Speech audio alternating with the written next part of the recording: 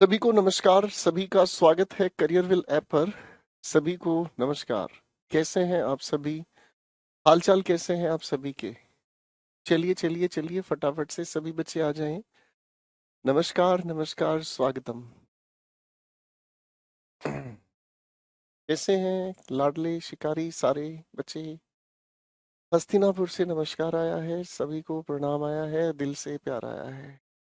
आपका English batch कब आएगा? अभी नहीं आएगा जी, वक्त लगेगा। अभी नहीं आएगा, वक्त लगेगा।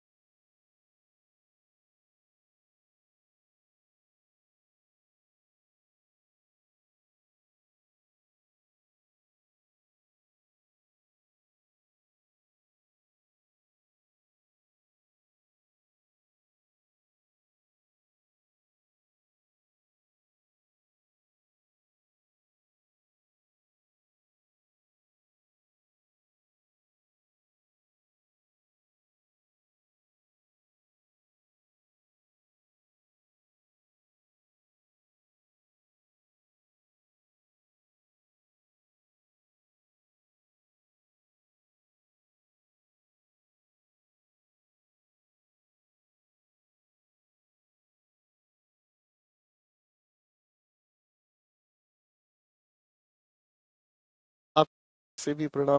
सभी का स्वागत है। भाई सभी की सभी नमस्कार हो गई है। इटावा से भी प्रणाम हो गया है, कोसी नदी से भी प्रणाम हो गया है, और भाई दिल से भी प्रणाम हो गया है, जिगर से भी प्रणाम हो गया है। अब आप लोगों का कैसा चल रहा है रिवीजन और प्रैक्टिस और पढ़ाई? बताओ जरा फटाफट से। ज्यादा नहीं, दो बातें करेंगे फिर पढ़ाई पर लेके चलेंगे आप लोगों को। फटाफट से मुझे बता दो, सिर्फ दो बातों का सवाल जवाब मुझे बता दो। पढ़ाई कैसी चल रही है और रिवीजन कैसी चल रही है? बताओ जरा फटाफट से। पढ़ाई और रिवीजन ही मैटर करती है मेरे बच्चों सिलेक्शन के लिए। और बाकी तो सारी बातें हैं या फिर बाकी सारे के सारे झूठे वायदे हो सकते हैं। जो बच्चा अपनी क्लास को रिवाइज कर रहा है या अपने कंटेंट को बार बार देख रहा है, बार बार पढ़ रहा है, निश्चित वही बच्चा अपना सिलेक्शन निकालता है। ठीक है जी, निश्चित वही बच्चा अपना सिलेक्शन निकालता है। ठीक है ना? और मैंने आपको बताया था कि मेरे YouTube पर काफ़ी सारे प्रैक्टिस सेशंस पड़े हुए हैं, प्लेलिस्ट पड़ी हुई है इंग्लिश विद गोपाल वर्मा पर, तो आप लोग एक बार उसको ज़रूर देख लें। और जो भी आप लोगों को वक्त मिले, छुट्टियां मिले या कोई भी आपको छुट्टी का या कोई स्पेस अगर मिलता है, तो मेरे बच्चे उन सभी को, ठीक है, वो चीज़ आप लोगों की बड़ी हेल्प करेगी। फाइन, चलें आगे अब। आइए मेरे दोस्तों, अब कहानी आगे बढ़ाते हैं। पिछली क्लास में हम लोगों ने कुछ प्यारी प्यारी चीजों को पढ़ने का काम किया था, और वो प्यारी प्यारी चीजों के बेसिस पर पहले मैं सोच रहा हूँ आपको एक कड़क सी चाय पिला देता हूँ। ठीक है, पहले मैं आप लोगों को कड़क सी चाय पिला देता हूँ, फिर आप लोगों के इस लव यू का आंसर आप लोगों को मिल जाएगा, फिर चीजों को आगे लेके चलते हैं। तो आइए मेरे प्यारे प्यारे दोस्तों, कहानी को लेके चल लेते हैं। ठीक है जी।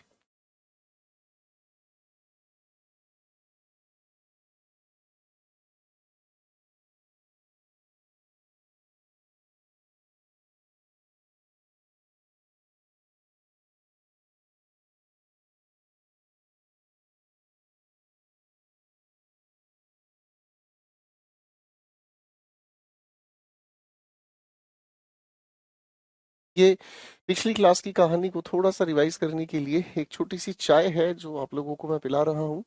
छोटे छोटे से तीन सवाल मैं आप लोगों को दूंगा। ठीक है? नहीं नहीं, मेरी तबीयत बिल्कुल ठीक है यार, कैसी बात कर रहे हो? तबीयत बिल्कुल ठीक है, क्यों परेशान हो रहे हो भाई?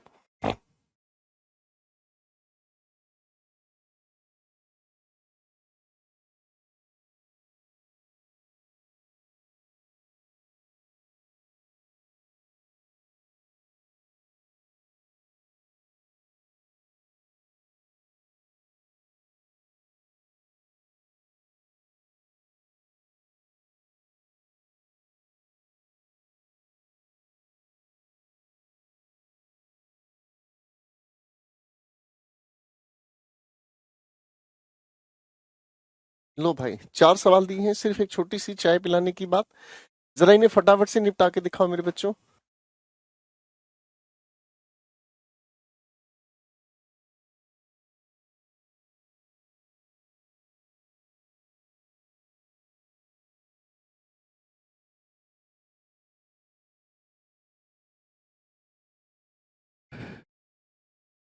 चलो चलो, फटाफट से बनाने की कोशिश करो।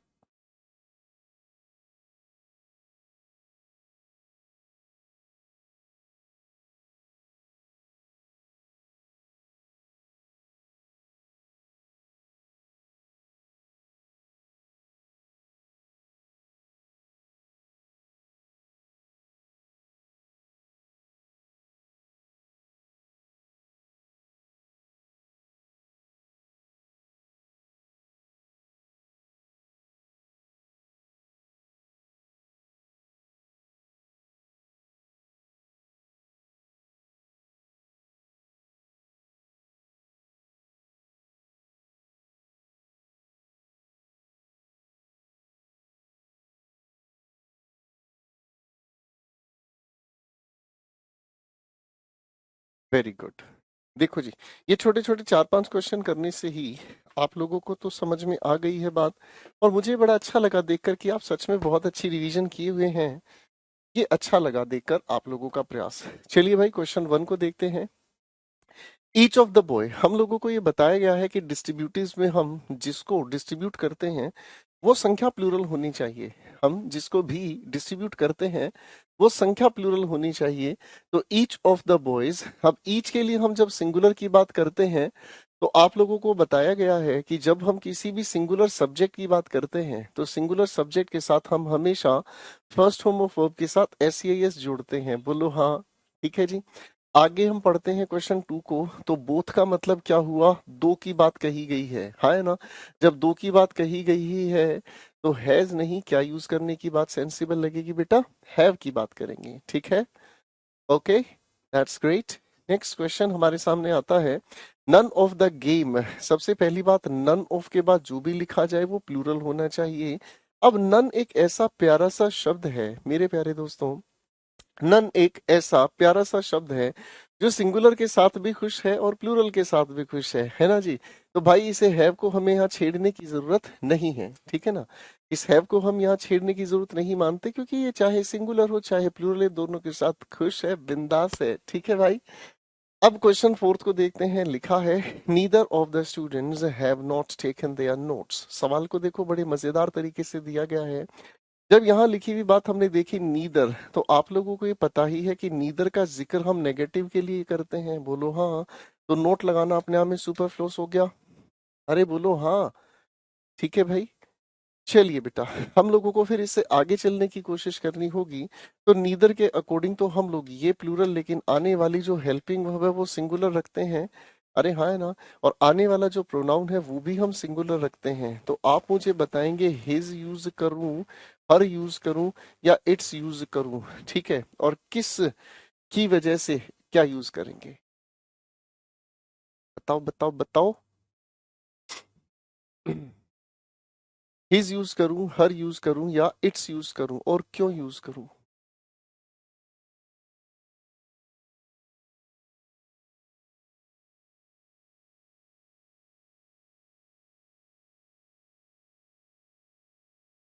शाबाश। तो बिल्कुल मैस्कुलिन प्रायोरिटी के अकॉर्डिंग हम स्टूडेंट्स में से एक की बात कर रहे हैं, मैस्कुलिन प्रायोरिटी के अकॉर्डिंग हमें इसका यूज करना पड़ा। ये गजब की बात है, बहुत अच्छी बात है। आप बहुत अच्छा पढ़ाई कर रहे हैं, आप रॉक स्टार हो रहे हैं। चलिए बच्चे, ये वाली बात अगर हमारी समझ में आ गई है तो इसी डिस्ट्रीब्यूटिव के परिवार से एक और शब्द से हम मिलते हैं जो थोड़ा सा अलबेला है। ठीक है, थोड़ा सा अलबेला है। और क्यों अलबेला है, इसकी शक्ल देख लो, ये बड़ा प्यारा सा है और हमें अक्सर कंफ्यूज करता है। बड़ा प्यारा सा है और अक्सर हमें कंफ्यूज करता है। इसी चीज को एग्जामिनेशन हमें कहता है वन कंफ्यूजन के नाम से। ठीक है, आइए चलिए दोस्तों कहानी को आगे बढ़ाते हैं। इसी चीज को एग्जामिनेशन हमें कहता है क्या चीज, वन कंफ्यूजन। कैसी होगी वन कंफ्यूजन, कैसी है ये अनहोनी, चलिए देखते हैं। मैं आपके सामने पहले कुछ सवाल लिख रहा हूँ, ठीक है ना। आप इन लिखे हुए सवालों को ध्यान से पढ़कर देखेंगे। फाइन।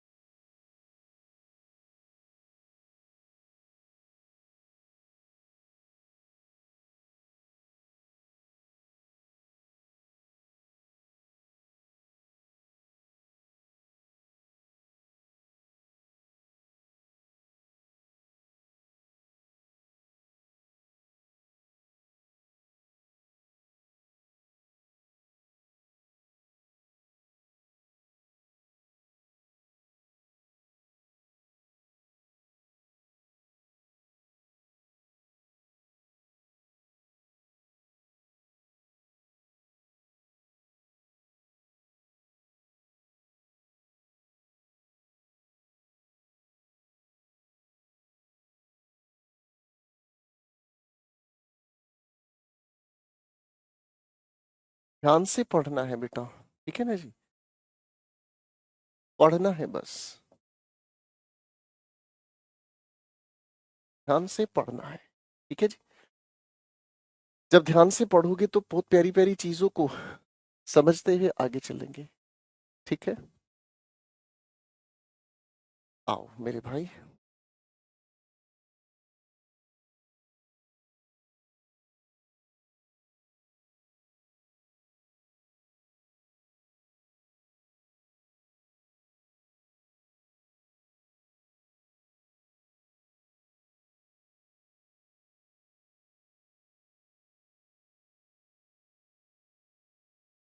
ध्यान से इन सेंटेंसेस को पढ़ना है, ठीक है। ध्यान से इन सेंटेंसेस को पढ़ना है आप सभी को। हम्म।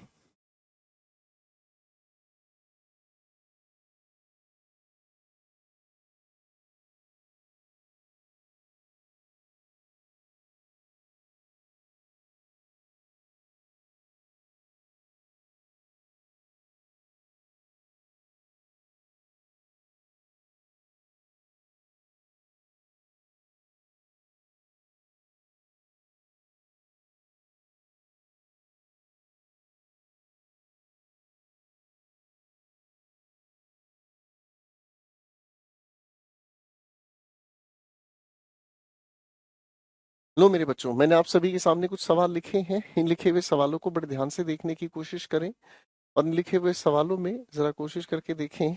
आप सिर्फ पहले 3 सेंटेंसेस को, पहले लिखे हुए इन 3 सेंटेंसेस को बड़े ध्यान से पढ़कर दिखाएं। जब आप इन पहले 3 सेंटेंसेस को ध्यान से पढ़ लेते हैं तो आप मुझे बताएंगे यस सर कहकर। ठीक है बेटे।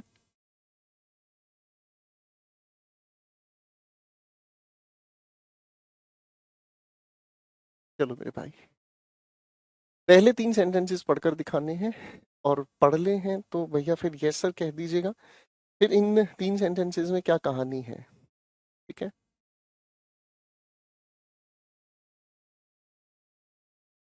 कस्टम का प्लूरल कस्टम्स बनता है तो उसका मीनिंग बदल जाता है टैक्स।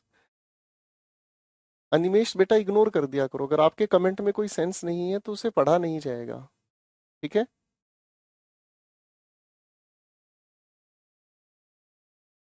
चलो भाई, बाकी बच्चे सारे ध्यान देंगे। चलिए पढ़ लिया। अब देखो इन तीनों के तीनों सेंटेंसेस को ध्यान से पढ़ लिया है आपने, तो अब सवाल उठते हैं, ठीक है ना।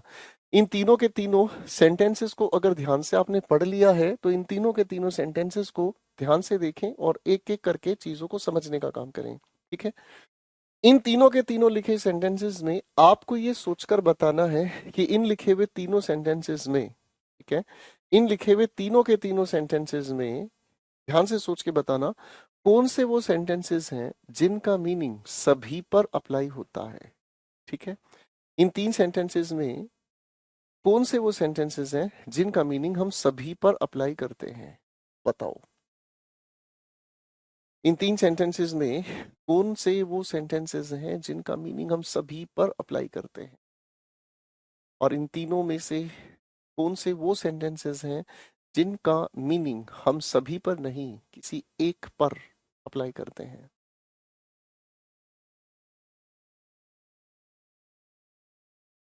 पीयूष, आगे इससे अगले टॉपिक में समझ आ जाएगा बेटा, ये वाली बात इससे अगले टॉपिक में आपको समझ आएगी, अभी इग्नोर कर दो। चलो बच्चों बताओ फटाफट से। अब मैं इसी बात को थोड़ा और प्रैक्टिकल तरीके से समझने का काम करूंगा। ठीक है, इसी बातचीत को हम एक और प्रैक्टिकल तरीके से समझने का काम करते हैं। फाइन, अटेंटिवली ध्यान से सुनने की कोशिश कीजिएगा। फाइन, सवाल क्या है ध्यान से समझना। इनमें से कोई भी वो सेंटेंसेस हैं जिनका मीनिंग सभी पर अप्लाई होता है, इसका मतलब वो सेंटेंसेस जनरल सेंस कन्वे करते हैं। क्या कन्वे करते हैं? जनरल सेंस, सभी पर मीनिंग अप्लाई होता है ना? ठीक है, और भाई इनमें से कुछ ऐसे सेंटेंसेस हैं जिनका मीनिंग सभी पर नहीं केवल कुछ लोगों पर अप्लाई होता है, यानी कि उनका मीनिंग स्पेसिफिक सेंस कन्वे करता है। तो भाई यहां से दो बातें समझ में आ गई हमें। क्या बात समझ में आ गई? अगर इस वन को हम जनरल सेंस में यूज करते हैं, किस सेंस में यूज करते हैं? जनरल सेंस में यूज करते हैं। तो भाई जनरल सेंस कहने का मतलब हमें समझ में आया कि वन के इमीडिएट हम लिखते हैं क्या चीज? Singular helping verb. क्या लिखते हैं बच्चों? Singular helping verb. ठीक है, वन के इमीडिएट हम लिखते हैं सिंगुलर हेल्पिंग वर्ब। और क्योंकि ये वन संख्या भी हो सकती है, इंसान भी, जानवर भी, कुछ भी हो सकता है, इसीलिए इस वन के साथ आगे आने वाले शब्दों का यानी कि प्रोनाउन का जो हमें यूज करना है वो या तो वन होगा, पजेसिव केस बनाने के लिए हमें वंस की जरूरत पड़ेगी। ठीक है ना, इसके अलावा कोई और प्रोनाउन हम यूज नहीं करेंगे। ठीक है जी, बात समझे? इसके अलावा कोई और प्रोनाउन हम यूज नहीं करेंगे। मेरी बात समझ में आ रही है? क्या कोई दिक्कत नहीं? फिर इसी के ठीक ऑपोजिट एक दूसरी बात आती है। इसी के ठीक ऑपोजिट एक दूसरी बात आती है जो हमने क्या कहा? Specific sense. अब स्पेसिफिक सेंस कैसे बनती है ये समझते हैं बेटा। ठीक है, मैं अगर कहूं भाई इस एक किताब में से एक किताब मेरी है। मेरे बच्चे ध्यान से समझो। ठीक है, मैंने आपको कहा इस एक किताब में से एक किताब मेरी है। ध्यान से सोच के मुझे बताना, इस एक किताब में से एक किताब मेरी है, तो क्या ये कहना सही है? बताओ। क्या कहना सही है? आप कहोगे नहीं यार ये तो गलत है। एक किताब में से एक किताब आपकी कैसे हो सकती है? किताब कहना तो सेंसिबल तब होगा जब आपके सामने बहुत सारी किताबें हैं, उसमें से स्पेसिफिक एक किताब आप बता रहे हैं, है ना? तो इसका मतलब क्या समझ में आया? इसका मतलब हमें ये समझ आया कि भाई इस लिखी हुई बात में वन ऑफ के बाद हमें जो भी लिखा हुआ शब्द चाहिए, कैसा लिखा हुआ शब्द चाहिए बेटा? प्लूरल चाहिए, है ना? तभी तो मीनिंग स्पेसिफिक बनेगा, है ना? क्योंकि वन इस ऑफ यानी कि प्रेपोजिशन के बाद लिखे ऑब्जेक्टिव की इसका सब्जेक्ट है। इसी वजह से आने वाली जो हेल्पिंग वर्ब है हम कैसी रखेंगे? Singular helping verb. तो आगे हम चलने का अगर काम करते हैं मेरे बच्चों, आगे अगर हम चलने का काम करते हैं तो आगे आने वाला जो भी हमारा प्रोनाउन होगा कैसा चाहिएगा? Singular pronoun. और ये आप जानते हैं सिंगुलर प्रोनाउन कहाँ से निकल कर आया? इस प्लूरल के अकॉर्डिंग, यानी कि इसके अकॉर्डिंग हम चाहे ही का यूज करें, चाहे शी का यूज करें, चाहे इट का यूज करें, पर ये समझ आता है कि वन का प्रयोग नहीं करेंगे। ठीक है जी, बात समझ में आ गई बेटे? आया ना? बात समझ में आ गई भाई? अगर ये बात समझ में आ गई है तो भैया इस कहानी को हम सोल्व करना शुरू करते हैं। अब आपके साथ अटेंटिवली समझने की कोशिश कीजिएगा। फाइन, देखो जी, सबसे पहले सेंटेंस के अगर मीनिंग को हम समझें, one is known by the company he keeps, यानी कि एक इंसान जैसी संगत में रहता है वैसी ही उसकी पहचान बन जाती है। अब मैं इस बात को ऐसे कह सकता हूँ, जैसे मैं आप सभी लाडले बच्चों के बीच रहता हूँ तो मैं भी आप सभी का लाडला टीचर हो गया। अरे हाँ, है ना? बात समझ रहे हैं? तो इसका मतलब क्या हुआ, सभी पर मीनिंग अप्लाई होता है। जनरल सेंस, तो भाई जनरल सेंस ऐसे भी पहचान सकते हैं कि वन के बाद हमें हेल्पिंग वर्ब लिखी हुई मिली, बोलो हाँ। तो आगे लिखे हुए इस सब्जेक्ट को, यानी कि इस लिखी हुई वर्ब को सब्जेक्टिव केस ही नहीं क्या देगा भाई, ठीक है बेटा, अरे हाँ है ना, बात समझ में आ गई भाई, क्लियर है, फाइन, ओके। अब दूसरा क्वेश्चन देखते हैं, लिखा है वन ऑफ द पोएट, यानी कि हम किसकी बात कर रहे हैं, पोएट में से एक ही, यानी कि ये अपने आप में कौन सी सेंस कन्वे कर रहा है मेरे बच्चों, स्पेसिफिक सेंस। हमारे सामने पोएट्स हैं, उनमें से किसी एक की बात कर रहा है, तो बात ये समझ में आ गई कि वन ऑफ द पोएट्स होना चाहिए, अरे हाँ है ना। पोएट्स में से एक की बात करी जा रही है, यहाँ इज बिल्कुल सही है। तो पोएट्स में से एक की बात कही जा रही है, तो पोएट्स में से एक की बात करने के लिए वंस नहीं, हम प्रायोरिटी के अकॉर्डिंग क्या कहेंगे, हिज पोएम्स, करेक्ट हो गया बेटा, बात समझ में आ गई बेटा, ठीक है, किसी को कोई दिक्कत पिक्कत तो नहीं ना हो रहा है बेटा, सेट हो गया बॉस, चलिए जी। तो अब इस क्वेश्चन को भी देख लेते हैं, लिखा है वन के बाद must, one must keep his word. Word का मतलब क्या होता है बेटे, सारे बच्चे बताएं जरा, वर्ड का मतलब क्या होता है, सारे बच्चे बताएं एक बार जरा।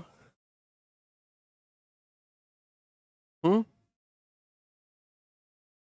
वर्ड का मतलब बताया गया था प्रॉमिस, ठीक है ना। अब देखो इसका मतलब क्या हुआ, इसका मतलब ये हुआ कि एक इंसान को अपना वायदा निभाना चाहिए, ठीक है ना। तो ये तो सभी पर मीनिंग अप्लाई हो रहा है, जनरल सेंस है, तो जनरल सेंस होने की वजह से पजेसिव केस के लिए हमें वंस लिखना पड़ा। हाँ जी भाजी, सेट है कि नहीं है, ठीक है।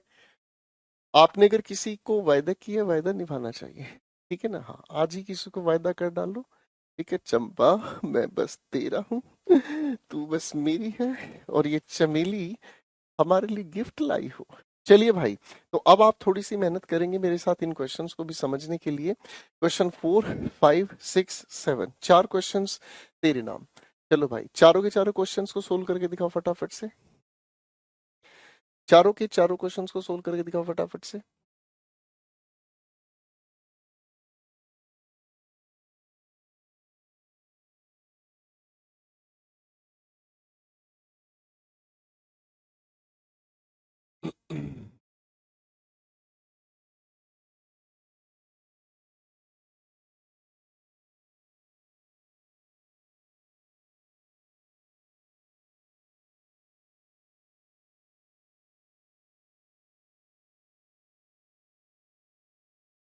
चलिए बनाओ फटाफट से।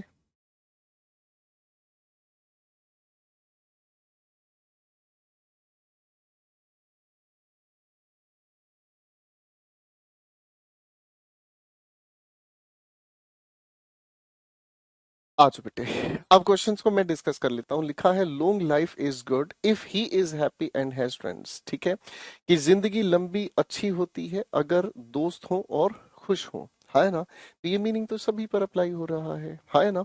जब सभी पर मीनिंग अप्लाई हो रहा है तो जनरल सेंस की अकॉर्डिंग चल रही है बात, है ना। क्वेश्चन नंबर 2 पर करते हैं बात, टू नहीं आई मीन क्वेश्चन नेक्स्ट पर काम कर लेते हैं, हम थोड़ा ध्यान से देखते हैं। ये लिखा है हमारे सामने, शिखा सेड, शिखा ने जो कहा वो बात यहीं पर खत्म हुई, क्योंकि ये दैट कंजंक्शन है, आगे का सेंटेंस जोड़ रहा है, ठीक है ना। अब इसने क्या है, वन ऑफ हर ब्रदर, तो बताओ भाई क्या ये वन ऑफ हर ब्रदर होना चाहिए या ब्रदर्स होना चाहिए, बताओ बेटे, वन ऑफ हर ब्रदर होना चाहिए या ब्रदर्स होना चाहिए, बताओ भाई। बिल्कुल ठीक कहा, वन ऑफ हर ब्रदर नहीं, ब्रदर्स होना चाहिए, उसके भाइयों में से एक की बात कही गई है ना। भाइयों में से एक की बात कही गई है तो वर को हटाकर यहाँ पर वॉज हमें लगाना पड़ा, अरे हाँ है ना। जब भाइयों में से एक की बात कही है तो ऑफिस किसका होगा, भाइयों में से ही एक का होगा, अरे बोलो हाँ, ठीक है भाई, सेट है भाई, अरे भाई वाह, सबके खिलाड़ी आंसर्स आ रहे हैं, गजब की बात है भाई, वेरी नाइस, बहुत बढ़िया जी, बहुत बहुत बढ़िया। चलिए जी आगे चलते हैं। क्वेश्चन 6 पर आपने बेटा लिखा है life is what he makes of it, जिंदगी वही है जो बनाना चाहो, सभी पर मीनिंग अप्लाई हो रहा है ना। सभी पर मीनिंग अप्लाई हो रहा है, जिंदगी वही है जो आप बनाना चाहो, जिंदगी का कचरा करना है कचरा कर सकते हैं, जिंदगी को मस्त लेवल पर लेकर जाना चाहो तो बस पढ़ते रहो, मेहनत करते रहो, तो ये मीनिंग सभी पर अप्लाई जनरल सेंस। भाई इस वर्ब का सब्जेक्टिव केस हो गया, आया ना। चलिए अगले सवाल पर काम करते हैं। Everyone is suppose to utilise his time. लो मेरे बच्चों, हर किसी से उम्मीद की जाती है कि वो अपने वक्त को यूटिलाइज करे। तो भाई इस लिखे हुए सवाल पर कोई करेक्शन आपकी तरफ से हो सकती है तो बता दीजिए हमको फटाफट से। है जी, फटाफट से क्वेश्चन सेवंथ में बता दीजिए क्या गड़बड़ ठीक हो सकती है।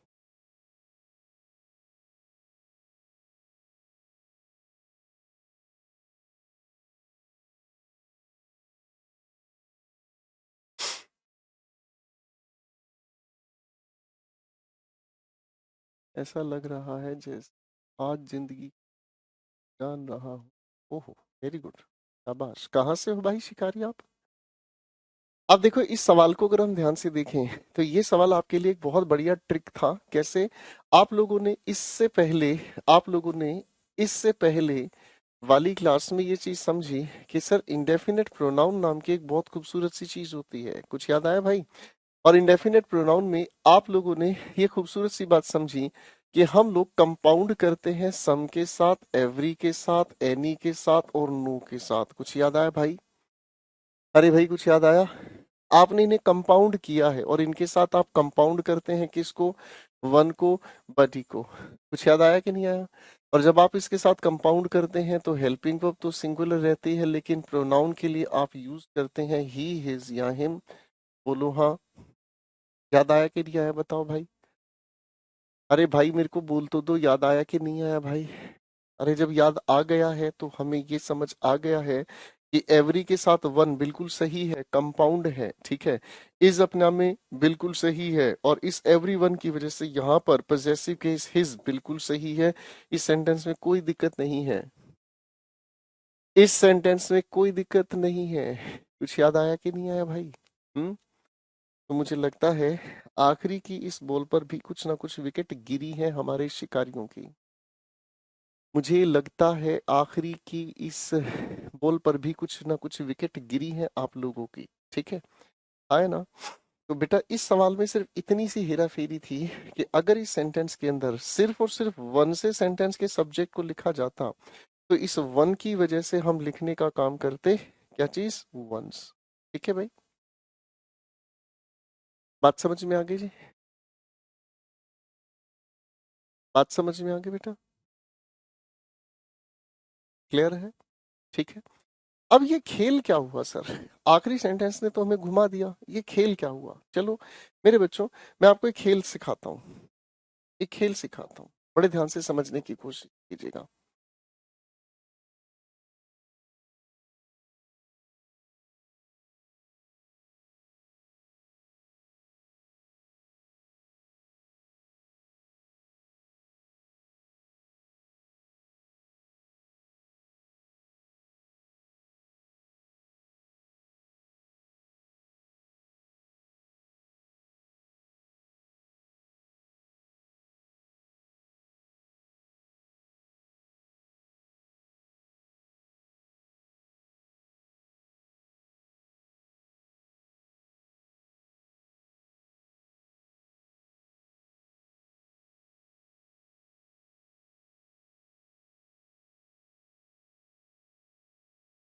मैंने आपके सामने कुछ सेंटेंसेस लिखे हैं, ठीक है जी, जिनको अब तक चीजें क्लियर नहीं है। ठीक है जी, फाइन। जिनको अब तक चीजें क्लियर नहीं है, अब थोड़ा सा ध्यान से देखिएगा, हो सकता है अब चीजें आपको क्लियर हो जाए। फाइन, ठीक है। अब आपको चीजें क्लियर हो जाए। Fine, please pay attention. देखो भाई इस जो वन की अगर हम बात करते हैं मेरे बच्चों, इस वन की अगर हम बात करते हैं तो ये अलग अलग तरीके के कॉन्टेक्स्ट हमारे सामने तैयार करते हैं, ठीक है जी।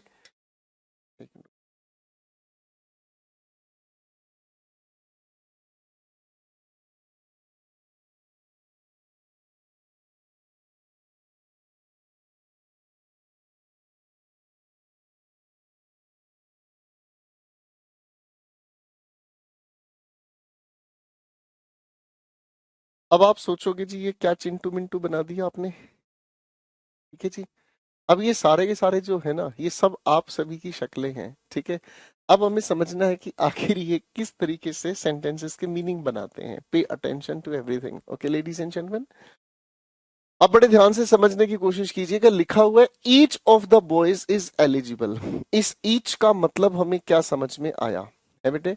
इस ईच का मतलब हमें समझ में आया कि यहाँ आपके सामने जितने भी लड़के हैं वो सभी के सभी बराबर हैं एक दूसरे के। ठीक है ना जी? जितने भी ये जो लड़के हैं ये सभी के सभी एक समान एलिजिबल हैं। एलिजिबल का मतलब क्या होता है भाई? योग्य होना। एलिजिबल का मतलब क्या होता है मेरे बच्चों? योग्य होना। ठीक है ना? ये जितने भी हैं हमारे सामने चिंटू पिंटू, ये सारे के सारे एक समान एलिजिबल हैं। ठीक है? अब क्वेश्चन नेक्स्ट आता है हमारे सामने। ठीक है ना जी? क्वेश्चन नेक्स्ट हमारे सामने आता है, क्या देखते हैं? लिखा है either of the boys is eligible. यानी कि हमारे सामने आइदर कहने का मतलब हुआ हमारे सामने हमने मान लिया है ही दो। ठीक है जी? तो मेरे भाई, जो एक लड़का है आपकी क्लास में जो कह रहा है कि सर यहाँ इसकी जगह ये हो जाए, उसकी जगह वो हो जाए, कि जी इसकी जगह मैं इधर रख दे ना इधर रख दे, बेटा अपनी तरफ से घर का काम नहीं चलाना। ठीक है ना? आइदर का मतलब मानकर ही चलना है। हमारे सामने क्या है भाई? हमारे सामने है ही दो बालक। ठीक है ना? Either of the boys is eligible, इसका मतलब दो में से कोई एक एलिजिबल है। अगर ये एलिजिबल है तो ये एलिजिबल नहीं, और ये एलिजिबल नहीं है तो ये एलिजिबल है। दो में से कोई एक एलिजिबल है। दोनों में से कोई एक है टिकटोकिया जो एलिजिबल है। बात समझ रहे हैं? ठीक है? ओके। क्वेश्चन 3 की तरफ देखते हैं। Neither of the boys is eligible, इसका मतलब भाई साहब ना तो ये है और ना ही एलिजिबल ये है। दोनों में से कोई भी एलिजिबल नहीं है। ठीक है जी? दोनों में से कोई भी एलिजिबल नहीं है। अब क्वेश्चन 4 पर आ जाओ। लिखा है one of the boys is eligible. अब वन ऑफ द बॉयज का मतलब क्या समझ में आया? हमारे सामने जितने भी बालक खड़े हैं भाई साहब, इनमें से कोई एक एलिजिबल है। इनमें से कोई एक एलिजिबल है। मान लो आपको पता चला ये एलिजिबल है तो बाकी ये सभी के सभी एलिजिबल नहीं है। समझ आई बातचीत भाई? इनमें से कोई एक एलिजिबल है जितने भी यहाँ पर हैं। अब देखो बेटे, इस आइदर में और वन में क्या फर्क हो गया? आइदर में दो में से एक को चुना गया, और वन में दो से ज्यादा में से एक को चुना गया। ठीक है भाई? हाँ है ना? यानी कि इसका अगर प्लूरल कॉन्टेक्स्ट हम तैयार करते हैं तो वन है। ठीक है बेटा? क्लियर है? कोई दिक्कत तो नहीं भाई? हम्म। अब आता है हमारे सामने ये अगला सवाल। नन लिखा है क्या हमारे सामने? नन।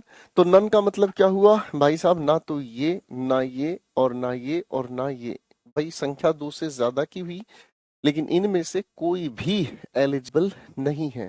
मैंने क्या कहा?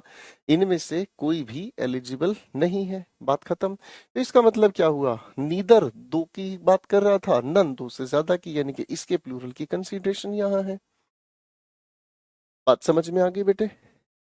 कोई दिक्कत तो नहीं? अब अगले परिवार से मिलते हैं। लिखा है both of the boys are eligible. इसका मतलब क्या हुआ भाई? इसका मतलब हुआ ये दोनों के दोनों एलिजिबल हैं। दोनों के दोनों एलिजिबल हैं। ठीक है भाई? अब देखो ध्यान से समझने की कोशिश करो। ईच ऑफ और बोथ में क्या फर्क है? बोथ में संख्या ही दोनों की हमने ले ली, और ईच में हमने क्या किया? सब बराबर हैं, इक्वल हैं। है कि नहीं? अब आता है हमारे सामने कौन सा सवाल? Everyone of the boys is eligible. इसका मतलब क्या हुआ?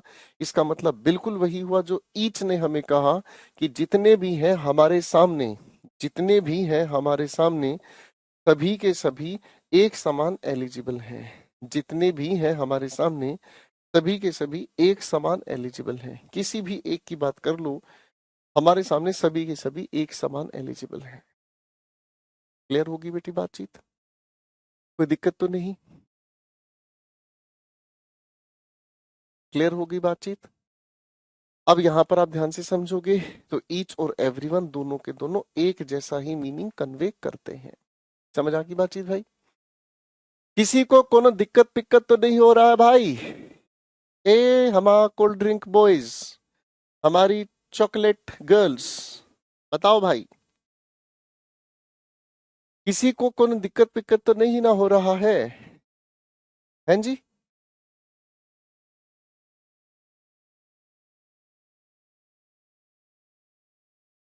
चलिए जी।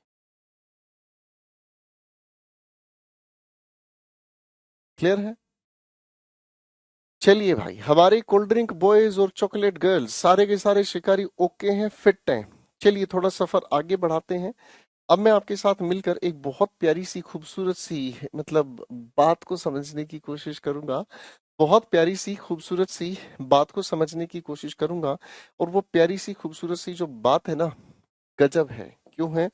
आप इसे पढ़ेंगे, मजा आएगा बहुत ज्यादा वाला।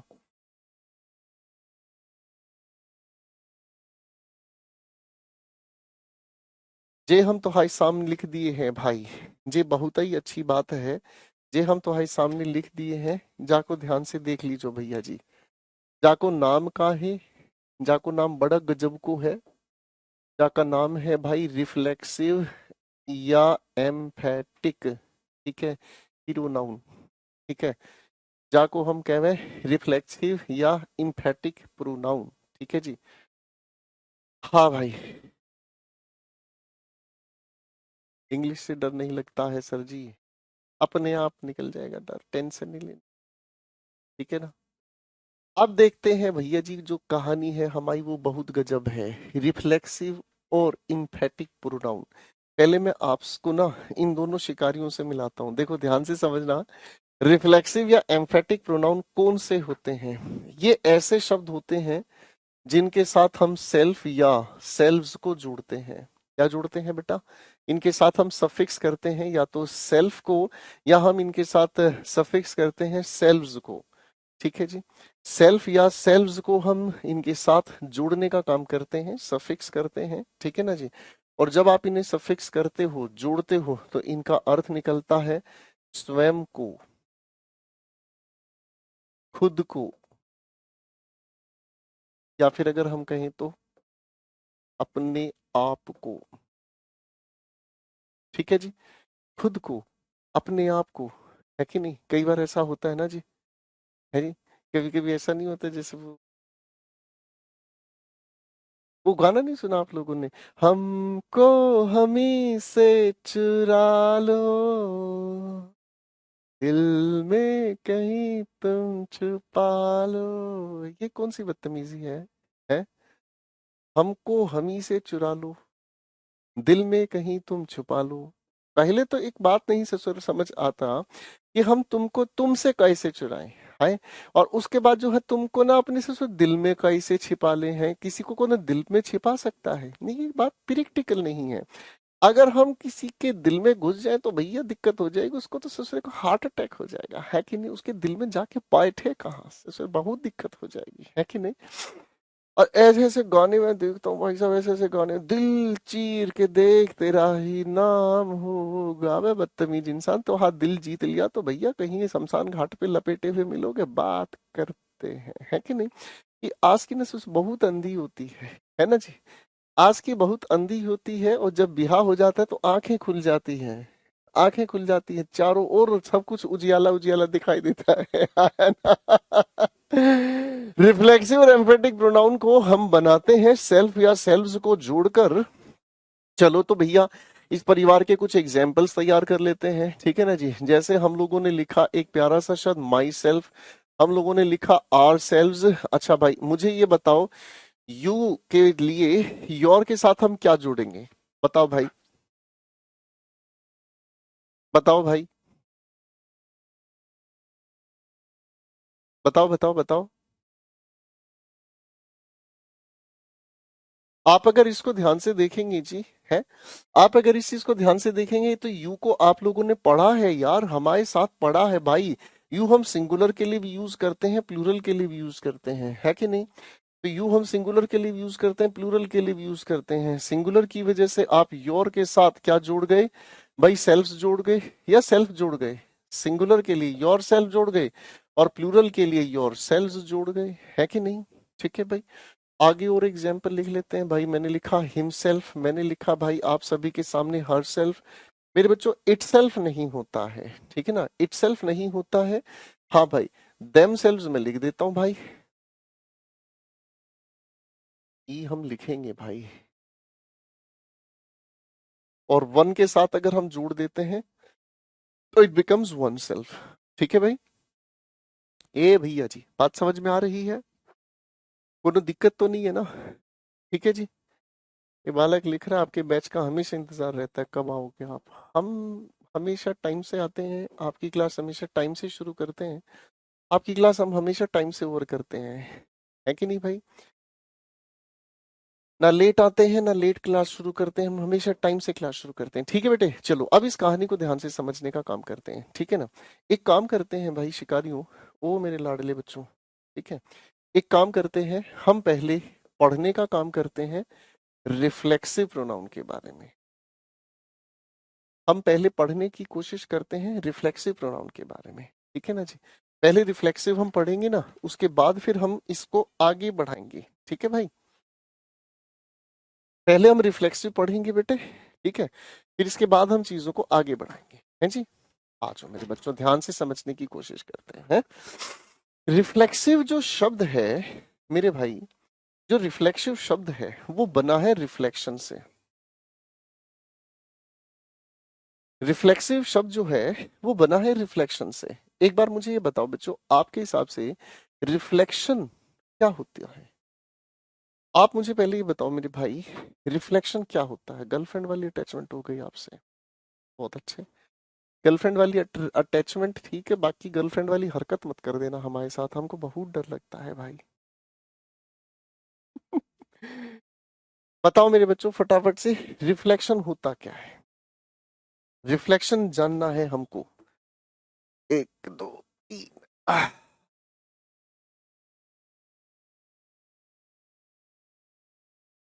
हाँ भाई।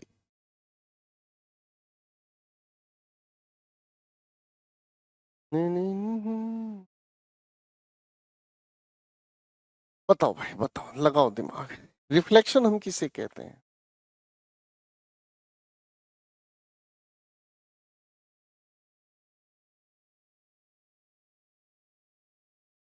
छाया नहीं होता रिफ्लेक्शन। रिफ्लेक्शन किसे कहते हैं भाई? रिफ्लेक्शन तो एक ही तरीके से समझ आ सकता है कि नहीं? रिफ्लेक्शन तो एक ही तरीके से समझ में आ सकता है कि नहीं? अगर मैं शीशे में देखूं तो मुझे अपनी शक्ल नजर आएगी, यही रिफ्लेक्शन है। हाँ है ना?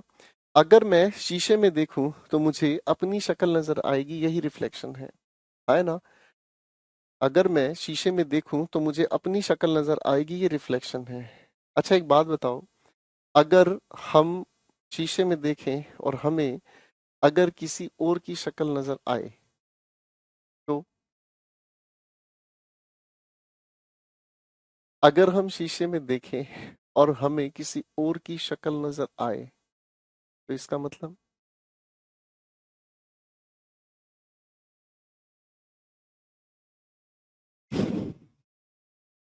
अगर मैं शीशे में देखूं और मुझे किसी और की शक्ल नजर आए तो इसका मतलब क्या हुआ? शीशा टेढ़ा है। फाइन। ये लिख रहा है प्यार हो गया है, अबे नलायक, प्यार का इससे क्या लेना देना है? ठीक है, अगर हम शीशे में देखते हैं अपनी शक्ल नजर आती है कि नहीं, और किसी और की अगर शक्ल नजर आए तो इसका मतलब आपका जो है शीशा टेढ़ा है। ठीक है, फाइन। चलो रिफ्लेक्शन को समझने की कोशिश करते हैं अब हम। ठीक है जी, ई हम तो हाथ सामने बना दिए हैं, एक आंख, टेन टेन एंड दो जी भाई साहब, बढ़िया आंख बनाते हैं बिल्कुल सॉलिड वाली। ये अरे यार मृग नए नहीं बना देते हैं भाई। ये मैंने आपके सामने बना दिया, ये मैंने इसके सामने काजल लगा दिया, काजल। ठीक है भाई, ये हम तो हाय साम बना दिए आंख। ठीक है जी, बात समझ में आ गई? कोई दिक्कत नहीं? ओके। अब भाई अगर हम समझें तो भाई इस आंख के सामने हमने इधर बना दिया है एक शीशा। शीशे से शीशा टकराए, ये शीशा है। ठीक है भाई, अरे हाँ है ना? ठीक है जी, ये हो गई प्रोग्रामिंग सेट हमारी। ठीक है जी, ये हमारे सामने एक देखने वाला आंख, ये हमारे सामने हो गया एक प्यारा सा शीशा। ठीक है भाई, अब अगर हम समझें, हम्म,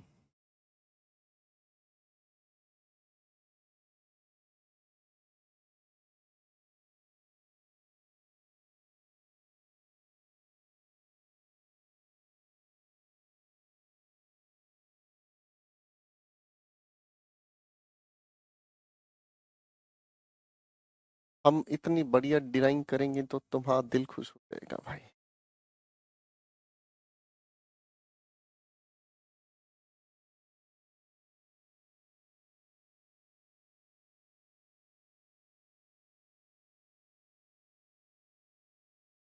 लीजिए भैया जी, अब प्रोग्राम हो गया है सेट। ठीक है जी।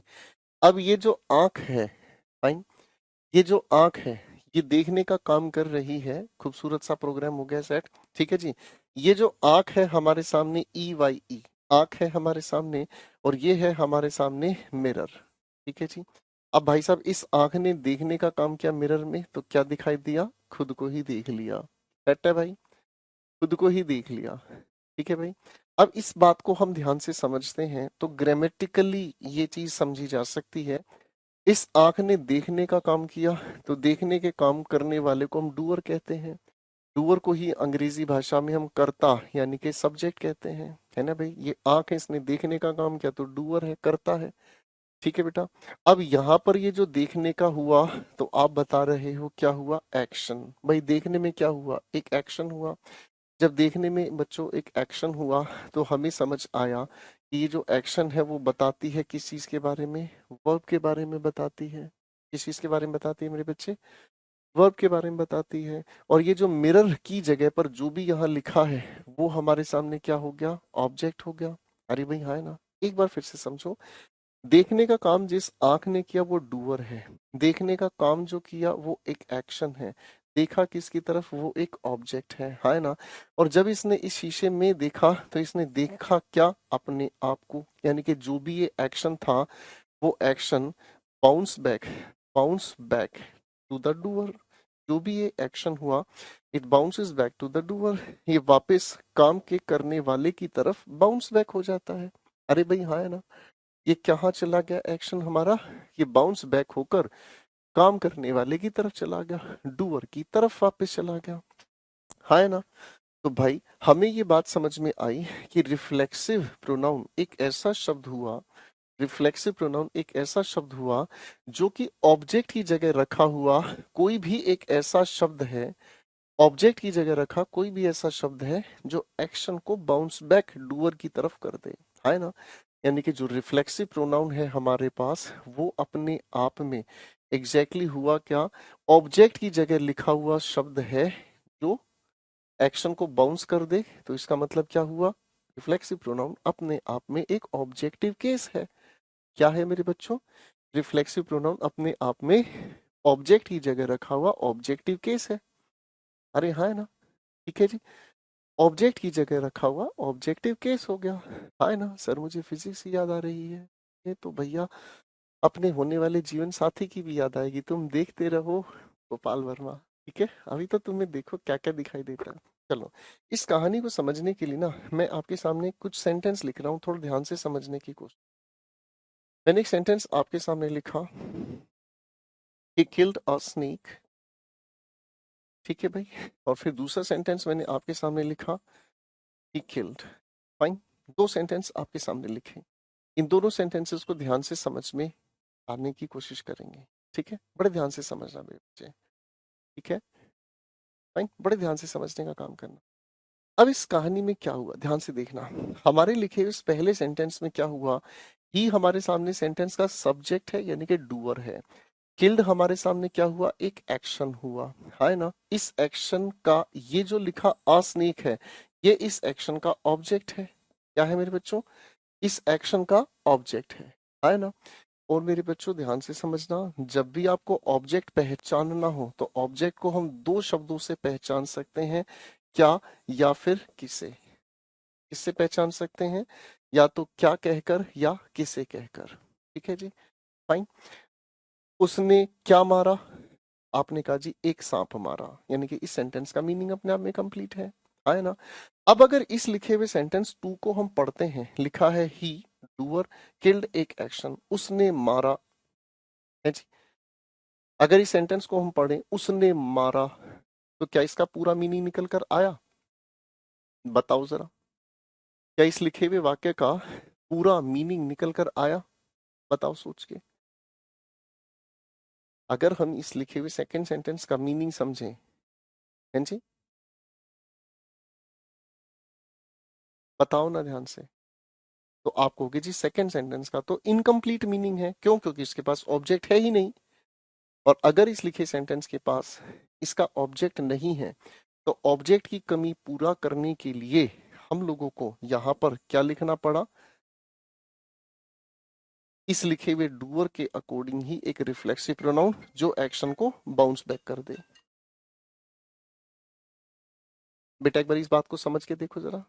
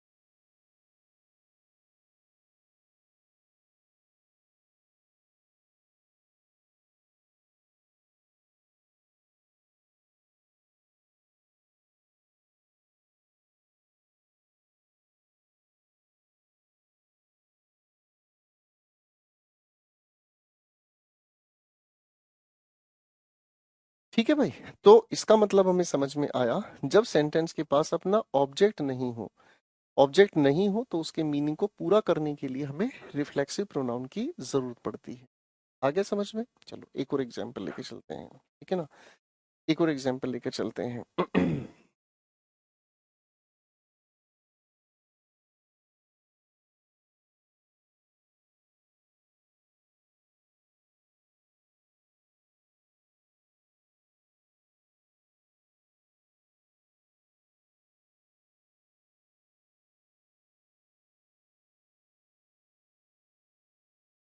लो भाई, दो सेंटेंसेस लिखे हैं, ध्यान से देखने की कोशिश करना।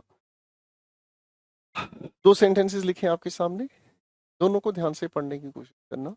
सवाल लिखा है, Karan prepared a cup of T.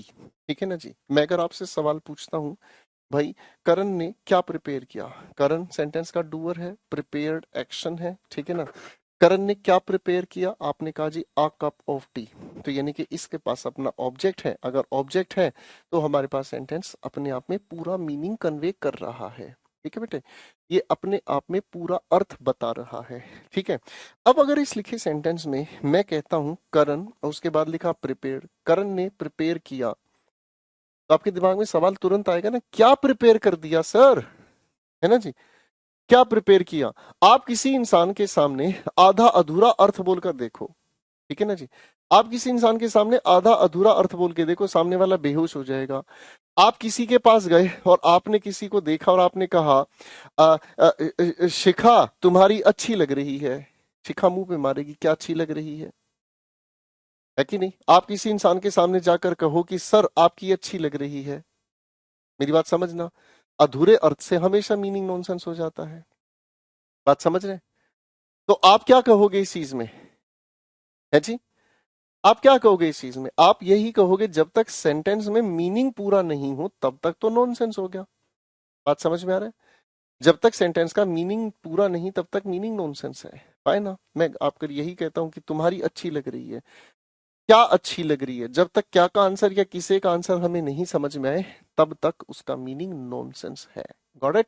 तो इसका मतलब क्या हुआ, करण ने क्या प्रिपेयर किया, अगर यहाँ पर हमारे पास ऑब्जेक्ट नहीं है तो करण के हिसाब से हम लोग यहाँ पर रिफ्लेक्शन क्रिएट करेंगे जो बाउंस बैक करता है एक्शन किसको, करण को, यानी कि मीनिंग क्या हुआ, मीनिंग ये हुआ करण ने खुद को तैयार किया।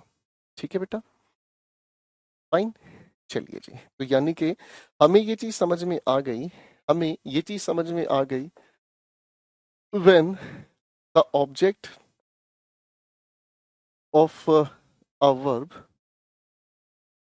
is not given,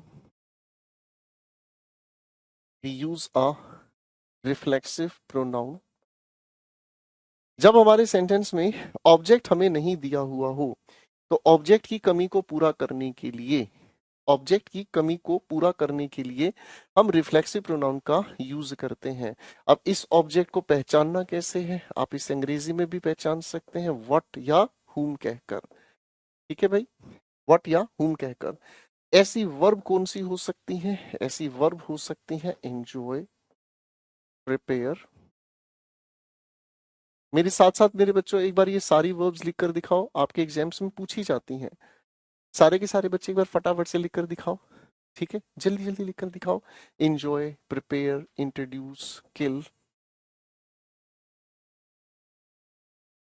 pride, pride का मतलब होता है गर्व महसूस करना, गर्व दिखाना। एक्विट, एक्विट का मतलब होता है अच्छे से पेश आना, टू बिहेव वेल, अच्छे से पेश आना। ठीक है। Adjust, reconcile. एडजस्ट और रिकनसाइल का एक ही मतलब होता है, इसका मतलब समन्वय बनाकर चलना। ठीक है। एवेंज, रिवेंज मतलब बदला लेना किसी से। ठीक है बेटे। अवेल, अवेल को याद रख लेना पक्का, इसके साथ रिफ्लेक्सिव प्रोनाउन लिखकर हम हमेशा ऑफ भी लगाते हैं। ठीक है।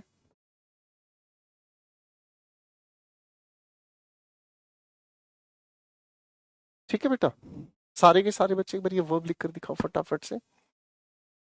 मैं दो तीन सेंटेंसेस भी लिख देता हूँ।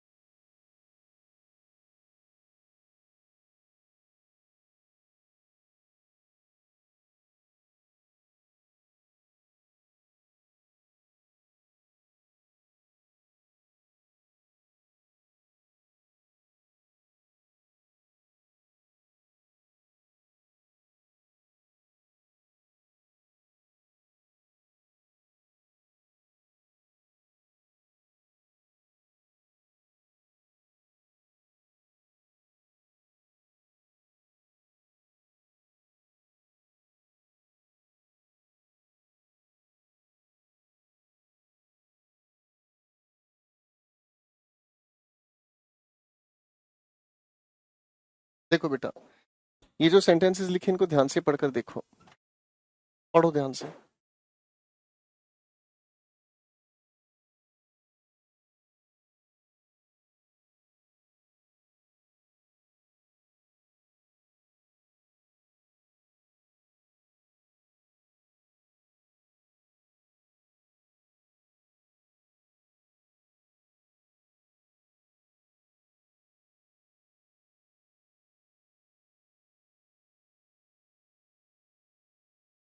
लगाओ दिमाग, लगाओ लगाओ।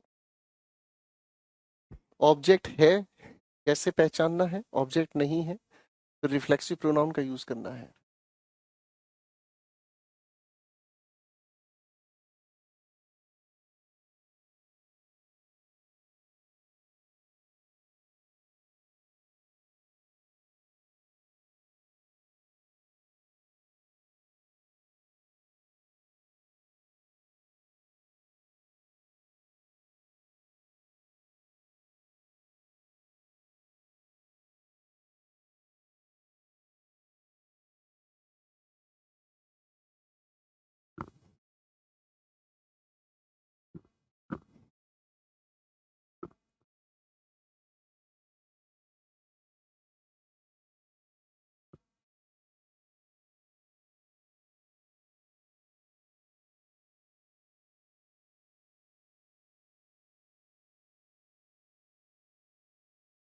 चलिए। Very nice, very nice. अब देखो इन चारों के चारों सेंटेंसेस में क्या कहानी हुई है। Isha enjoyed the music yesterday। ठीक है।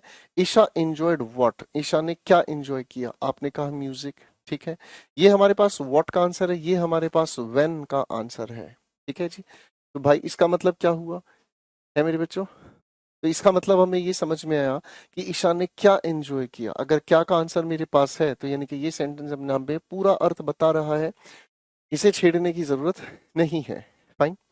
क्वेश्चन नंबर 2 की बात करते हैं। ईशा एंजॉयड, तो ये हमारे सामने किस चीज का आंसर दे रहा है? व्हेन का आंसर दे रहा है। तो ईशा ने क्या एंजॉय किया, इस बात का तो आंसर है नहीं, तो इसके अकॉर्डिंग हम लोगों को यहाँ पर हिमसेल्फ लिखना होगा। हाँ भाई बताना, सेंटेंस नंबर 2 मैंने ठीक लिखा है?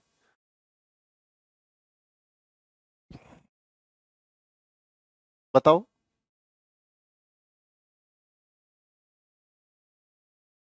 बताओ बेटा, बताओ बताओ। तो भाई इस लिखे हुए सेंटेंस को देखकर बिल्कुल अच्छे से ये बात समझ में आ गई है कि नहीं? आप कहोगे अरे गुरुजी ईशा तो लड़की है, लड़की के हिसाब से हिमसेल्फ थोड़ी लगाओगे, लड़की के हिसाब से हर सेल्फ लगाओगे, है जी? तो मैं जो थोड़ी देर पहले आप लोगों के मजे ले रहा था कि अगर शक्ल किसी और की नजर आए, तो ये जो बच्चे कह रहे थे ना कि सर फिर तो प्यार हो गया, कराओ ना प्यार, आप यही तो कहोगे रे सर, आपके हिसाब से सब्जेक्ट गलत है ना? कुल मिलाकर शीशा गलत जगह पर है कि नहीं? समझ रहे भाई? ओके बेटा। हे मेरे भगवान। क्वेश्चन 3 पर आते हैं। शी प्राइड्स सो मच, तो यहाँ पर व्हाट का आंसर हमें नहीं मिला, तो शी के अकॉर्डिंग हम लोगों को यहाँ पर भी लिखना पड़ा हर सेल्फ। क्वेश्चन 4 को ध्यान से देखते हैं। राखी एडजस्टेड हर ड्रेस। चलो मेरे बच्चों, इस चौथे का आंसर मुझे बता दो, सिर्फ इस क्वेश्चन 4 का आंसर क्या आपके हिसाब से करेक्ट होगा? क्वेश्चन 4 का आंसर मुझे बताओ सोच समझ के। यहाँ रिफ्लेक्सिव प्रोनाउन का यूज होगा, यस या नो? इतना आंसर मुझे बता दो। राखी एडजस्टेड हर ड्रेस, राखी ने क्या एडजस्ट किया? आपने जवाब दिया हर ड्रेस, यानी कि सर डूअर है, एक्शन है, और व्हाट का आंसर हमारे पास है, तो सेंटेंस में कोई छेड़खानी की जरूरत नहीं है कि नहीं? सेंटेंस के अंदर हमें कोई रिफ्लेक्सिव प्रोनाउन यूज करने की जरूरत नहीं है।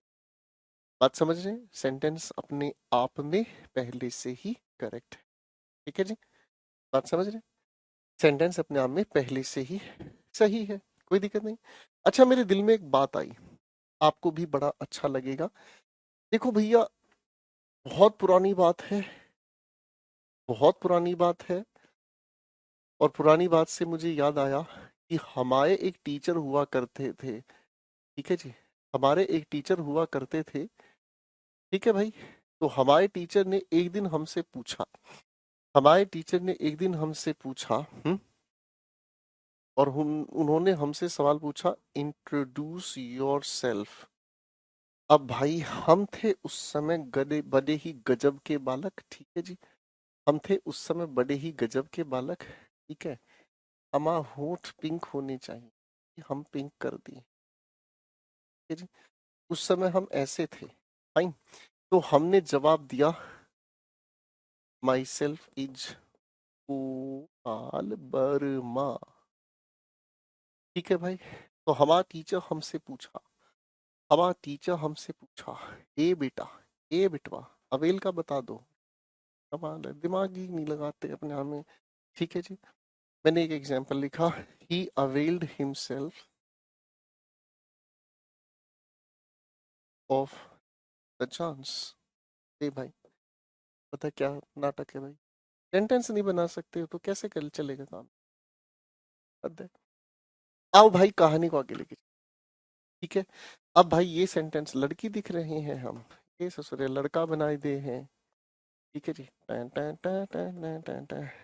ये लड़का दिख रहे हैं, अब लड़का जी, ना, ना, ना, ना, ना। ठीक है भाई? अब ठीक है बे, हल तू बोल रहे ले, अब ठीक है बे, लड़की दिख, तो तुम्हारी नजरों में दोष है, ये लड़का है, हिंसम लड़का है। तो टीचर ने हमसे पूछा, इंट्रोड्यूस योर सेल्फ, हमने जवाब दिया, my self is Gopal Verma. Teacher गुस्सा हम पे हुआ। ठीक है जी? टीचर हम पे गुस्सा हुआ, टीचर ने कहा, ए गधे, हम कभी भी माई सेल्फ से सेंटेंस शुरू नहीं करते।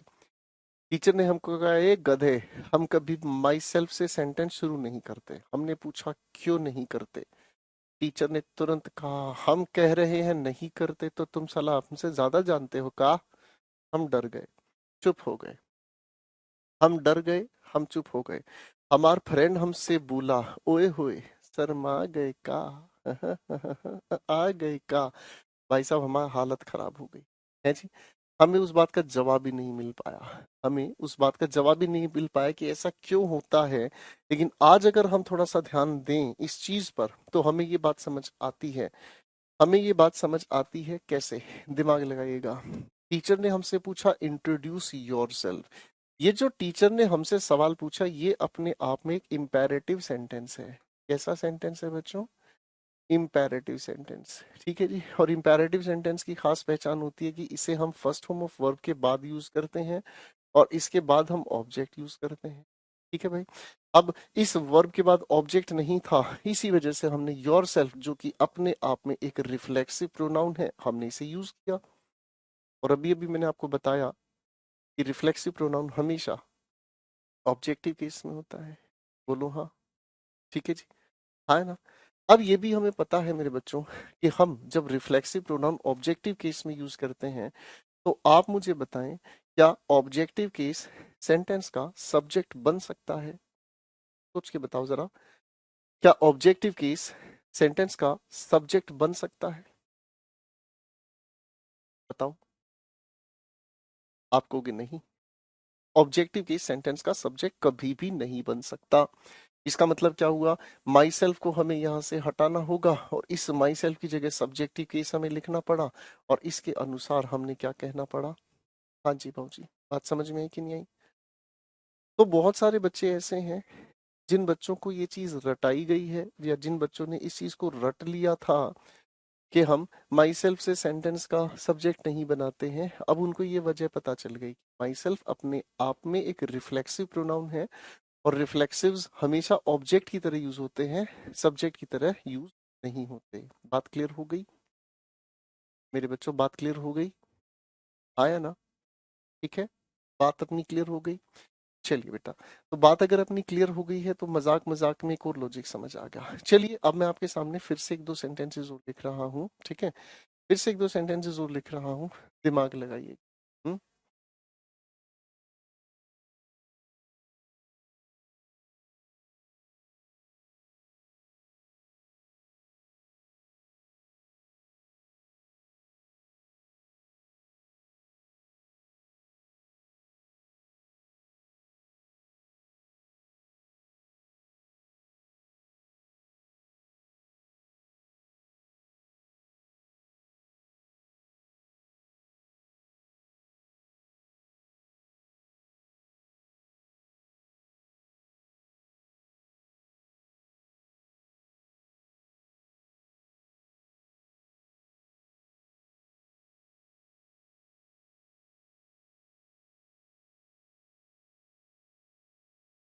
भाई मैंने आपके सामने तीन सेंटेंसेस लिखे हैं, तीनों सेंटेंसेस को ध्यान से पढ़कर लिखें।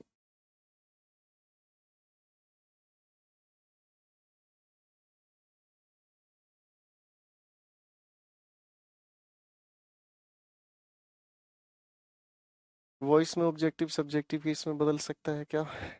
मेरे बच्चे, रिफ्लेक्सिव प्रोनाउन किसी डूअर की वजह से रिफ्लेक्शन होता है।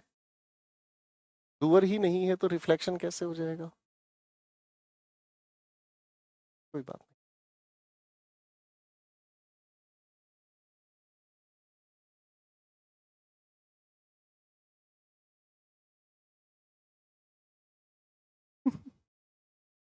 लोग माई सेल्फ से अपना इंट्रोडक्शन देते हैं तो वो गलत है भाई, बताओ और कैसे बताऊं? मैंने आपके सामने प्रूव कर दिया, चीज समझा दी। अब लोग गलत बोलते हैं तो मैं थोड़ी इस बात का जवाब दूंगा। लोगों को जाके मुक्का मारना।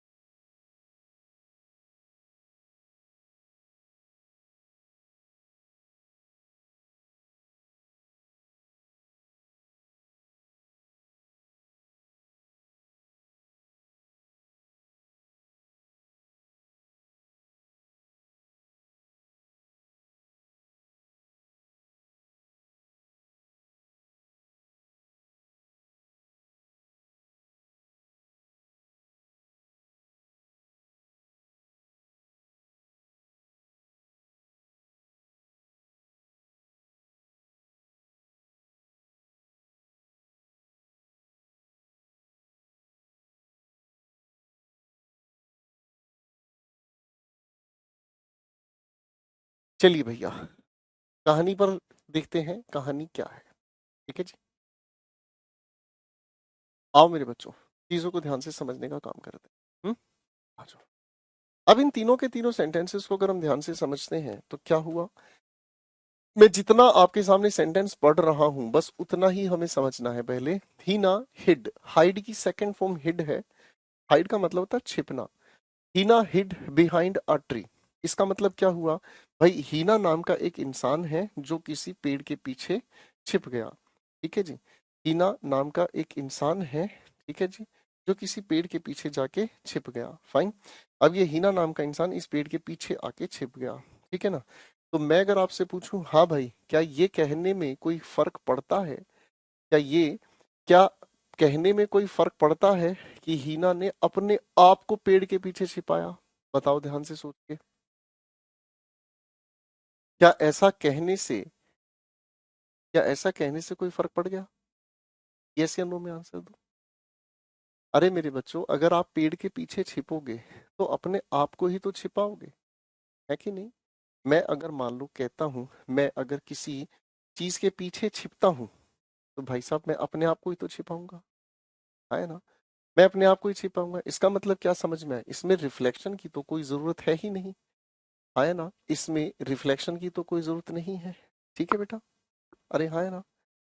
अब दूसरा वाक्य पढ़ के देखते हैं, दिमाग लगाना है, अपने आप चीजें क्लियर होती जाती हैं, दिमाग लगाओ बस। ठीक है, Shekhar based in the river. देखो बेटा, BATHE को प्रोनाउंस करना है बेद, ये अपने आप में एक वर्ब है। BATH की प्रोनाउंसिएशन होती है बात, ये अपने आप में नाउन या एडजेक्टिव है। ठीक है ना, फाइन, बात। लेकिन वर्ब की तरह अगर यूज करें हम, ठीक है कि नहीं बच्चे? अगर हम वर्ब की तरह यूज करते हैं इसकी प्रोनाउंसिएशन बनती है बेद। फाइन। अब थोड़ा सा दिमाग लगाओ बेटा। शेखर नदी में नहाया, तो भाई अंडरस्टूड है ना, ये बात तो अपने आप में ही समझ आ जाती है कि शेखर खुद को ही तो नहलाएगा। ऐसा थोड़ी कहने की कोई सेंस बनती है कि शेखर ने खुद को नहलाया। अरे भाई नहा रहे हो तो ऑब्वियसली तुम खुद को ही तो नहला रहे हो, तो यानी कि यहाँ पर इस हिमसेल्फ की हमें जरूरत नहीं लगती, बेकार। यही बात यहाँ है, she stopped in the market, वो इंसान मार्केट में रुका, तो किसको रोका? अपने आप को ही तो रोका। अगर मैं ये कहता हूं वो मार्केट में रुका, ठीक है जी, अगर हम ये कहते हैं वो मार्केट में रुका, तो इसका मतलब क्या हुआ, उसने खुद को ही तो मार्केट में रोका है, उसे किसी और से कोई मतलब नहीं। अरे हाँ है ना। इसका मतलब हमें समझ में आ गई एक छोटी सी बातचीत। After these verbs after these verbs we do not require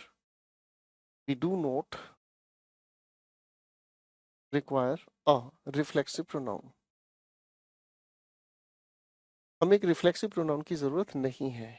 हमें इस लिखी हुई कुछ वर्ब्स के बाद रिफ्लेक्सिव प्रोनाउन की जरूरत नहीं है। जैसे अगर हम कहते हैं हाइड, मैंने कहा की, मैंने कहा स्टॉप, मैंने कहा स्टार्ट, और लिखा है यहाँ पर बेद। बेद की जगह आप शावर लिख सकते हैं, क्लीन। ठीक, थिंक एटसेट्रा। इनके बाद बेवजह रिफ्लेक्सिव प्रोनाउन लिखना सुपरफ्लूअस हो जाता है। ठीक है जी, इनको बेवजह रिफ्लेक्सिव प्रोनाउन लिखना सुपरफ्लूअस हो जाता है। ठीक है बेटा, तो रिफ्लेक्सिव प्रोनाउन जानबूझ के इनके साथ लिख कर दिया जाता है, तो ये सुपरफ्लूअस क्वेश्चन है, सुपरफ्लूअस बन जाता है। समझ आ गई बेटे बात यहाँ तक? सारे बच्चे पहले प्यार से बताओ मुझे, यहाँ तक की बात समझ में आ गई भाई? शाबाश आकांक्षा, ऐसे लिखने से याद हो जाएंगे आप वर्ब्स। लिख रहा है बच्चा साथ साथ, बहुत अच्छी बात है आकांक्षा, आई लाइक इट। ठीक है जी, बात का मीनिंग होता है रोटी खाना बेटा, बात का मीनिंग होता है रोटी खाना। ठीक है, हाइड का मतलब होता है गंजा हो जाना। ठीक है बेटे,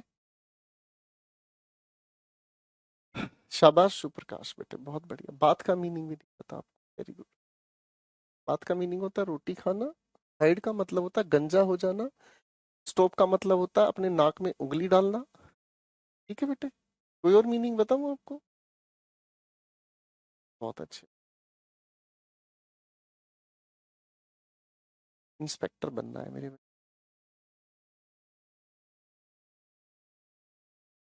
बहुत अच्छे।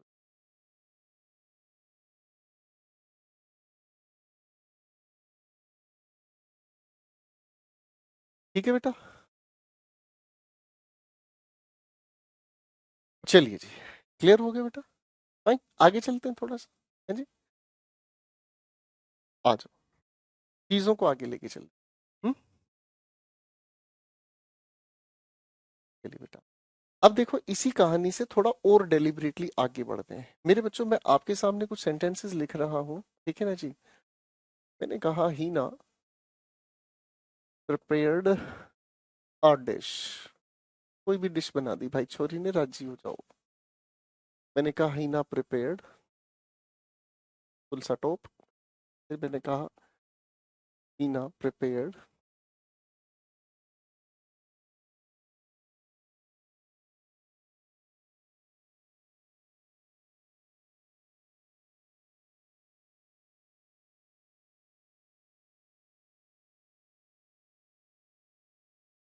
भाई, सेंटेंसेस लिख रहा हूँ। इन सेंटेंसेस को थोड़ा सा ध्यान से पहले आप पढ़ कर देखें।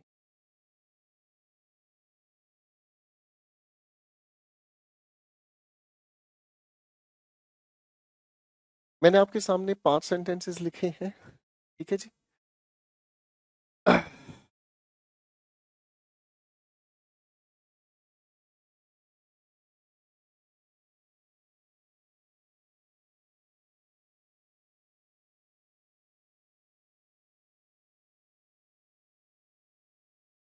बेटा Shekhar bath cow in the river नहीं लिखेंगे, आप लिखेंगे Shekhar washed cow in the river.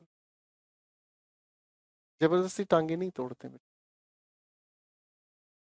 जबरदस्ती टांगे नहीं तोड़ते हैं सेंटेंस की। चलो भाई,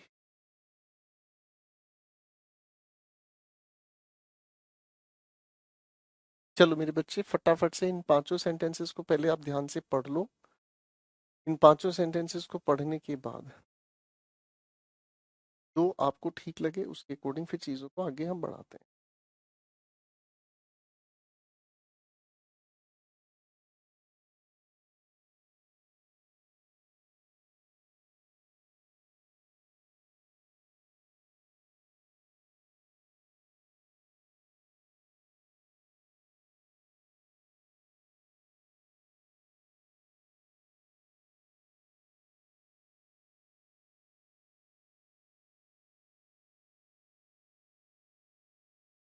अब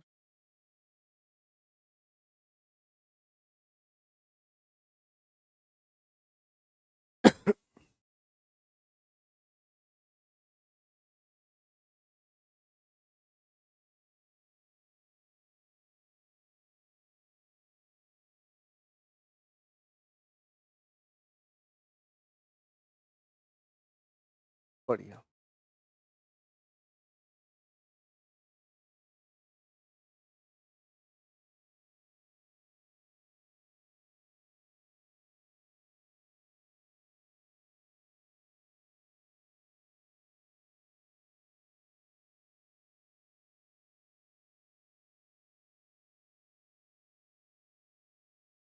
चलो मेरे बच्चों फटाफट से। बाबू बेटे क्वेश्चन पे ध्यान दो प्लीज। आ जाओ बेटा, क्वेश्चन पर ध्यान देते हैं, एक एक चीज को ध्यान से समझने की कोशिश करते हैं। क्वेश्चन 1 कहता है टीना हमारे सेंटेंस का सब्जेक्ट है। फाइन, प्रिपेयर्ड अपने आप में एक एक्शन है, ठीक है।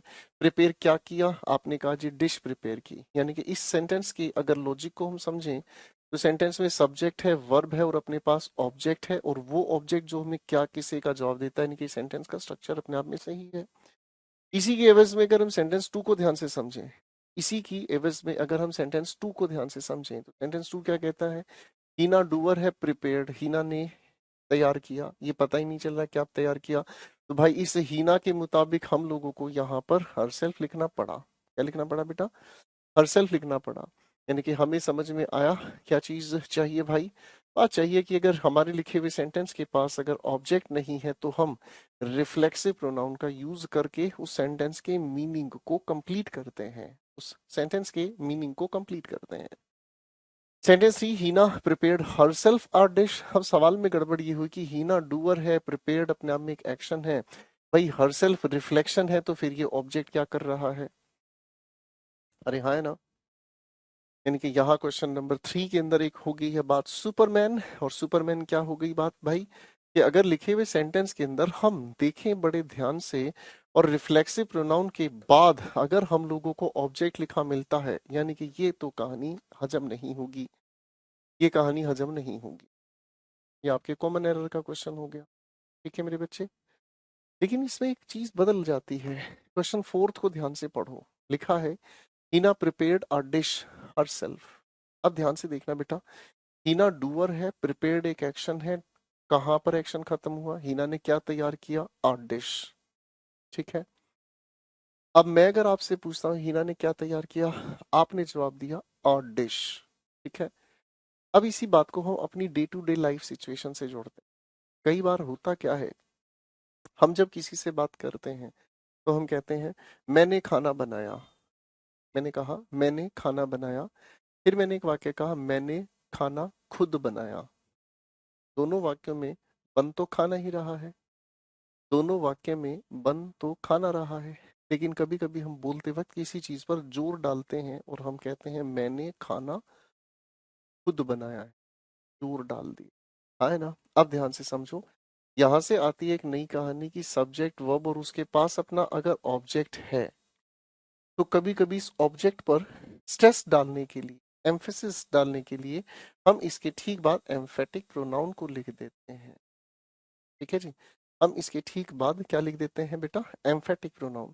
तो ये जो हरसेल्फ है ये एम्फेसिस कर रहा है इस डिश को, इसी चीज को हम एम्फेटिक प्रोनाउन कहते हैं। अब सवाल में ध्यान से देखना, अगर इन्हें आगे पीछे लिख दिया गया तो गलत है, अगर इन्हें आगे पीछे से बदल दिया जाए तो ये बात अपने आप में एम्फेटिक प्रोनाउन बन जाती है। समझ आ रहा है? यही लॉजिक इस क्वेश्चन में है। हीना ने काम किया प्रिपेयर करने का, क्या प्रिपेयर किया? डिश। सेंटेंस अपने आप में पूरा है, लेकिन ये जो हरसेल्फ है किस पर एम्फेसिस कर रहा है? हीना पर। तो एम्फेटिक प्रोनाउन में क्या फर्क हो गया भाई? एम्फेटिक प्रोनाउन दो तरीके से लिखे जा सकते हैं किसी सेंटेंस में। एम्फेटिक प्रोनाउन दो तरीके से लिखे जा सकते हैं किसी सेंटेंस में, या तो सब्जेक्ट के ठीक बाद या फिर लिखे हुए सेंटेंस में क्या किसे बताने वाले ऑब्जेक्ट के ठीक बाद। ठीक है बेटा, आपके एग्जाम में एम्फेटिक प्रोनाउन पहचानने पूछ लिए जाते हैं, रिफ्लेक्सिव प्रोनाउन सुपरफ्लोस है या नहीं है ये पूछ लिया जाता है, रिफ्लेक्सिव प्रोनाउन कहाँ यूज होते हैं, किन वर्ब के बाद यूज होते हैं ये पूछ। बात समझ में आ रही है? बात समझ में आ रही है बेटा? आज आपने बहुत प्यारा प्यारा पढ़ा, अच्छा सारा पढ़ा है। तो ये आपके नोट्स आप लोगों को लिखने हैं, अच्छे से रिवाइज करने हैं। कल की क्लास में हम यहीं से आगे चल आप लोगों के साथ। ठीक है बेटा, ये देखो जी, सारे कितने सारे हमने जो प्रोनाउंस पढ़े उनके डिफरेंस ये छोटे छोटे चिंटुओं ने समझा दिया। रिफ्लेक्सिव का बिल्कुल कोर कॉन्सेप्ट हमने समझा। ठीक है, ये वर्ब्स याद रखनी है, ये आपके पुराने टीचर जी की गलती, फिर ये हमें समझ आया और ये आज की बात। ठीक है दोस्तों, तो मस्त रहें, व्यस्त रहें, रिवीजन करें, फिर मुलाकात होगी अगली क्लास में, इसी कॉन्सेप्ट को आगे अच्छे लेवल पर उठाएंगे। Thank you so much, take care, मस्त रहें, व्यस्त रहें, पढ़ते रहें, मम्मी पापा को बहुत सारा प्यार करें। Bye everyone, love you.